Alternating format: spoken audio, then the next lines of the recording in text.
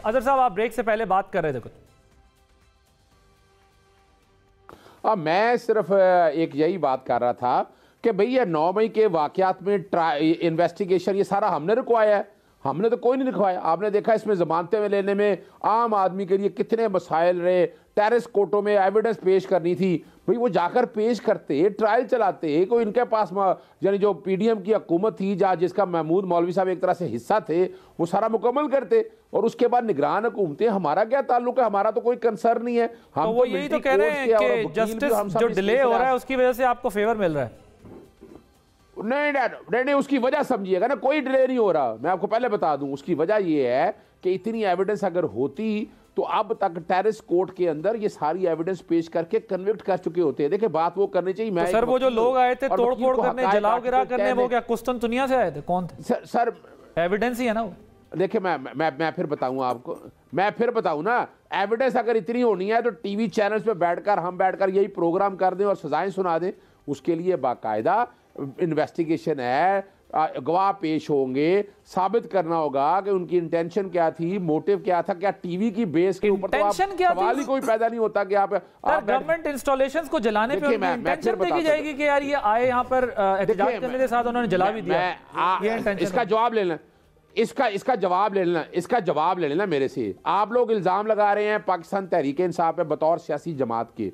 सियासी जमात को अगर आपने बाकी जिन लोगों ने किया उनको करें, हमें क्या एतराज है उस पे कि आम आदमी जो कोई भी है उनके साथ जो करना है कानून के मुताबिक कार्रवाई करें। महमूद मौलवी साहब मेरे टॉक शो में 2 हफ्ते पहले कह के गए हैं कि ये उस ग्रुप का हिस्सा थे जहां पर अजहर साहब, खान साहब मैसेजेस भेजते थे और इन्होंने कहा कि एंटी आर्मी मैसेजेस भेजने में उनका रोल होता था। ये बैठे अभी पूछ लें आप इनसे, ये कह रहे थे इनका इल्जाम था। मेरी एक बात सुने, मेरी एक बात सुने आप। एंटी आर्मी कोई मैसेज अगर भेजा है तो उसकी वो सजा देना। सजा तो आपको ये देनी है कि ये 9 मई के वाकये में ये मैसेज से कि जाकर धावा बोल दें, आप ये कर दें वो कर दें। मैं इत्तेफाक करता हूँ इस बात से। एंटी अगर आर्मी मैसेज है उससे ये साबित नहीं होता। इस बात को सामने लेके खुदारा आप देखिए, right to fair trial, due process मजाक ना उड़वाएं पूरी कौम के सामने। तो आप ये कह रहे हैं कि केस में जान नहीं है जिसकी वजह से जो है ये सब कुछ नतीजे पे नहीं पहुंच पा रहा। क्विकली आप ये होता तो टेरिस कोर्ट में जाकर आज तक खत्म कर देते। ओके, आपका पॉइंट आ गया। हसन न्याजी साहब ने कोर कमांडर जो है लाहौर की यूनिफॉर्म की इंटेंट, वो कह रहे हैं इंटेंट देखें ना। नहीं, वो जो लहराई थी और कहा था कि इतनी वेस्ट है और ब्ला ब्ला ब्ला उस टाइम जो कर रहे थे, तो क्या अजहर सदीक साहब मोहतरम जो हैं उसको कहते हैं कि वो पीडीआई का हिस्सा है या नहीं है? जरा इसका जवाब दे दें। जी अजहर साहब। ओहो मैं फिर मेरी एक है या नहीं बात मैं बता दूं आपके सामने। ये बतौर सियासी जमात बात करें आप, एक इनफरादी आदमी का कोई फेल अगर है उसको सियासी जमात का फेल मत। ये कानून बड़ा वाज़ेह है। फिर वही बात आ गई। देखिए हसन, बात वो करनी चाहिए कि एक सियासी जमात ने मोटिव, ये फौजदारी कानून हर एक को तो आता नहीं है ना। फौजदारी कानून के लिए मोटिव आपको साबित करना है, मंजरिया साबित करना है। एक आदमी आकर आपको चपेट मार दे और आपके अजहर सिद्दीक के कहने पे मारा दिया, सिद्दीक का पार्टनर है तो अब मेरा पार्टनर होने का ये बताएं, हसन न्याजी पीटीआई का हिस्सा है? देखिए मैं फिर बात बताता चलूं आपके सामने। जरा मुख्तसर अजहर साहब ये बताएं ना, हसन न्याजी पीटीआई का हिस्सा है? देखिए इस वक्त कोई पीटीआई के इस वक्त कम बेश नहीं, कोई 7.5 करोड़ के करीब लोग। सर मैं कहता हूं आप 14 करोड़ कर लें। एक सेकंड, 14 करोड़ कर लें अजहर साहब, 14 करोड़ कर लें मेरी तरफ से। लेकिन मुझे बताएं कि हसन न्याजी साहब पीटीआई का हिस्सा है? फिर बताने चलो। देखिए फिर मैं आप शायद आप अब्बासी साहब, ये हसन अयूब है। हसन अयूब अभी चैनल में बैठा हुआ है। ये यानी इसके घर वालों के साथ भाई बहन, मैं नहीं बातें करना चाहता कि जिस जमात से ताल्लुक है चले जमात को छोड़ दे। ये अगर एक एक्शन कर देता है, करे ना बात जी, एक्शन कर देता है तो आप कहेंगे कि पूरा घर इन्वॉल्व है। मैंने कौन सा डिसोन करना है? नहीं सर, मेरी गुजारिश है, हसन न्याजी हिस्सा है या नहीं पीटीआई का? सवाल बड़ा सिंपल है, मेरा सवाल बड़ा सिंपल है। हसन न्याजी पीटीआई का हिस्सा है कि नहीं? इतना सा सवाल है, आप उसको इतना लंबा पूरा मोटरवे घूम के आ गए। ओहो, मैं फिर बताऊं, मैं फिर बड़ी सीधी सी बात कह रहा हूं भाई। मैं कब ये डिनाई कर रहा हूं कि पीटीआई का मेंबर नहीं है? अच्छा, जो हसन न्याजी ने किया आप उसकी मजम्मत करते हैं? इससे इत्तेफाक नहीं है। जो हसन न्याजी ने किया आप उसकी मजम्मत करते हैं? हम लोगों ने बार बार मजम्मत की है सर। हसन न्याजी के केस में मैं पूछ रहा हूं, हसन न्याजी क्योंकि चेयरमैन पीटीआई के भांजे हैं तो मैं इसलिए पूछ रहा हूं आपसे, क्या आप उसकी मजम्मत करते हैं?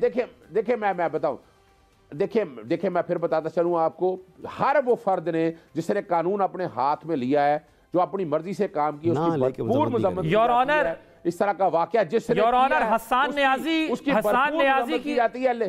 हसन न्याजी की मजम्मत करते हैं आप?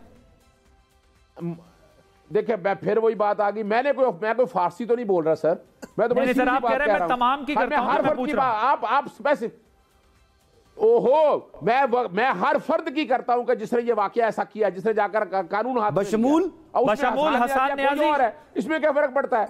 हसन न्याजी की बिल्कुल, ओहो मैं इसमें कोई दूसरी राय तो नाम ले देना सर, एक दफा में नाम नहीं लिया आपने। मैं दूसरी राय रखता ही, आज नाम आपने ले लिया ना, नाम नहीं मैंने कैसे ले लिया? ये तो केस एस्टैब्लिश ही नहीं होता, आप कोर्ट में अपेयर होते हैं, आप मुझसे बेहतर जानते हैं। देखिए मैं वकील हूं ना, तो मुझे वकील के तरीके से चलने नहीं, मेरी बात तो सुने ना, मैं भी एंकर हूं, मैं भी दलील से बात करने की कोशिश कर रहा हूं। मुझे बताएं, आप अगर वो टिकट, वो इलेक्शन लड़ रहे हैं सर, वो इलेक्शन लड़ रहे हैं, वो पीटीआई से इलेक्शन लड़ रहे हैं, आपके ख्याल में उन्हें लड़ना चाहिए पीटीआई से इलेक्शन? देखिए अभी मैं फिर बताता चलूं, देखिए अभी पहली तो बात बड़ी वाज़ेह तौर पर है, किसी को पार्टी का टिकट अभी नहीं मिला है। नहीं सर, पार्टी का कोई टिकट किसी सर उन्हें नून ने टिकट नहीं देना ना एपीपी ने टिकट देना, उनको जहां से मिलना है सबको पता है। सुने ना, देखिए मैं बताऊं, मैं कागजात नामजद तो मैंने भी जमा करवाए हैं। मैं तो ये नहीं हूं, जो पार्टी फैसला करेगी वो करेंगे सर। तो आपने कौन सा मुत्तहिदा कौमी मूवमेंट के कागजात नामजदगी जमा कराए? उन्होंने आपने इलेक्शन पीटीआई से लड़ने के लिए कराया, आपको पता है, आपको जानते हैं पुराना, आपने वहीं से लड़ना है। मैंने आजाद उम्मीदवार के तौर पर कागजाती नामजदगी दाखिल की है। जब पार्टी कहेगी तो पार्टी का सर आंखों पर, हम एक फसायत के दौर में, हमें अच्छा जी, अगर हसन न्याजी को टिकट देती है पीटीआई, तो अजहर भाई आप उनको सपोर्ट करेंगे पीटीआई के उम्मीदवार को, हसन न्याजी को? देखिए मैं फिर वही बात बताऊं आपको, मैं ये मुंह में आप अल्फाज मत डालें तो मुनासिब। अच्छा भाई नहीं, आप खामोश हो जाएं। सवाल कर रहा हूं हसन अय्यूब साहब, आप मजीद आपको इजाजत नहीं है बात करने की ना। वो अजहर साहब को, अजहर साहब मान गए हैं कि वो इन्वॉल्व हैं, वो ये भी मान गए वो उन तमाम लोगों में शामिल हैं, साथ में वो ये भी कह रहे हैं कि पार्टी ने बताना चलो। देखिए मैं फिर बताना चलूं, देखिए मैं एक बात फिर आप देखिए ना, आप जो कहना चाहते हैं मैं आपको रोक नहीं सकता। बात बड़ी वाज़ेह है कि ये जो रिवॉल्व होना या नहीं होना, ये एविडेंस की स्टेज पे चीजें आनी है। आपने कैमरे पे देख लिया, बिल्कुल देख लिया भाई, अगर इसी तरह फैसले होने तो फैसले हो जाएंगे भाई। अच्छा, ये जाकर एविडेंस होनी है, राइट सर। तो फिर तो महमूद मौलवी साहब का आर्गुमेंट और मजबूत हो गया सर। फिर तो महमूद मौलवी साहब का आर्गुमेंट बहुत मजबूत हो गया कि भाई अगर 9 मई का फैसला हो गया होता तो अभी ये तमाम इश्यूज देखने को ना मिल रहे होते, और अगर इलेक्शन तक हम चले जाते हैं और 9 मई का फैसला नहीं होता तो फिर तो ये साबित करना बड़ा मुश्किल हो जाएगा, क्योंकि आपके बकौल आपकी पार्टी की अक्सरियत है, उसके बाद तो ये फैसला ही नहीं हो सकेगा। जी महमूद मौलवी साहब, जी महमूद मौलवी साहब, मुझे सिर्फ एक बात कर दूं, उसको आपने उन लोगों को सजा दे दी मॉल्टन के थाने में जिन लोगों थे जो आपकी बेसिक को सजा दे दी। मैं महमूद साहब आपसे माजरत चाहता हूं, मुझे 30 सेकंड आप। अच्छा मैं आता हूं सर, ठहर जाए ना अजहर साहब, आप बड़े अच्छे आदमी हैं, जरा ठहर से हौसले से ना सर। अजहर साहब को पानी पिलाए कोई अगर घर में आसपास है। मैं इनके पास एक सवाल और सुने ना, 1 मिनट सर, मैं सिर्फ एक सवाल रख रहा हूं, अच्छा मैं वकील बन जाता हूं, आप एंकर बन जाए सर। थाने में जो हुआ सर मैं आ रहा हूं, जो हुआ पहले फिर उनको सजाएं देकर फिर आगे चलें। मैं 100% आपकी इस बात का जवाब दूंगा, आपका ये आर्गुमेंट बड़ा वैलिड है, ठीक बात है, लेकिन बेसिकली आप मुझे ये आर्गुमेंट दे रहे हैं कि अगर मॉडल टाउन में कोई ज्यादती हुई थी तो इस बुनियाद पे एक और ज्यादती हो गई है और लिहाजा इन दोनों ज्यादतियों को माफ कर दिया जाए, या इन दोनों ज्यादतियों की सजा एक साथ दी जाए, वरना सजा ना दी जाए। कमाल हो गया सर। मैं सर महमूद मौलवी साहब, आदिल साहब आ रहा हूं ना, मैं अजहर साहब आपकी तरफ आता हूं जरा। ये बिल्कुल बात नहीं कर रहा सर, उनके नाम के आगे मौलवी लगा हुआ है, इतना ज्यादा ना रोकें खुदा का वास्ता। मैं कह रहा हूं मैं जो कह रहा हूं कि मैं ये बात बिल्कुल नहीं कर रहा। कानून के मुताबिक जो अदालतों में जाएं, बट आप कानून की बात नहीं कर रहे ना सर। कानून में ये दलील नहीं दी जाती कि